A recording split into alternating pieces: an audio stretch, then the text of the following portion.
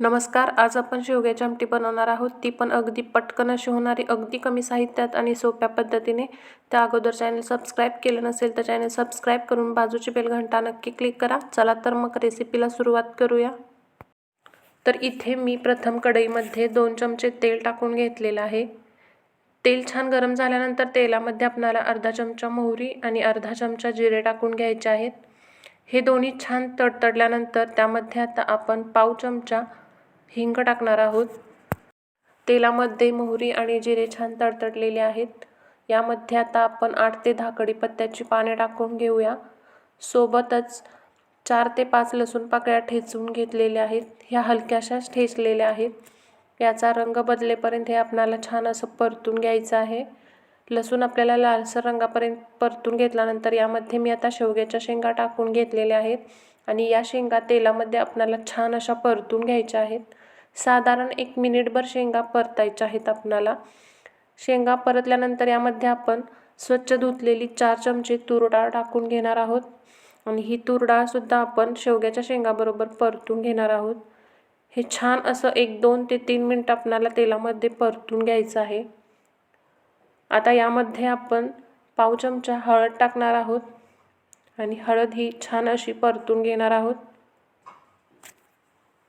आता यामध्ये आपण गरम पाणी टाकणार आहोत. तुम्हाला आमटी जशी घटसर किंवा दाटसर पातळ हवे त्यानुसार तुम्ही इथे पाण्याचा वापर करू शकता. पाण्याला एक छान उकळी येऊ द्यायची आहे. पाण्याला छान उकळी आल्यानंतर यामध्ये आपण घरगुती कांदा लसूण मसाला 1-1.5 चमचे टाकणार आहोत. हा कोल्हापुरी लाल तिखट मसाला आहे.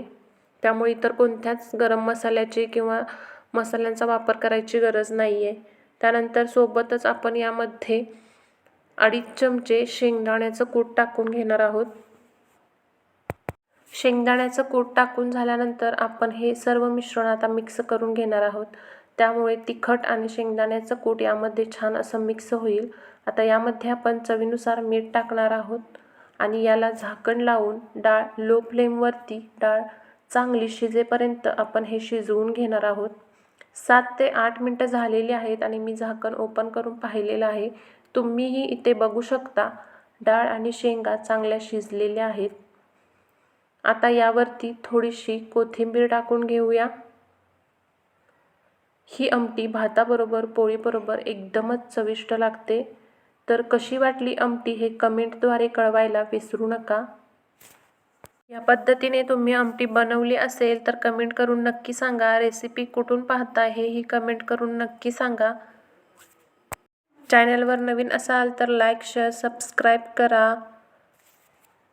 चला तर मग भेटूया एका नवीन रेसिपीसोबत. तोपर्यंत धन्यवाद.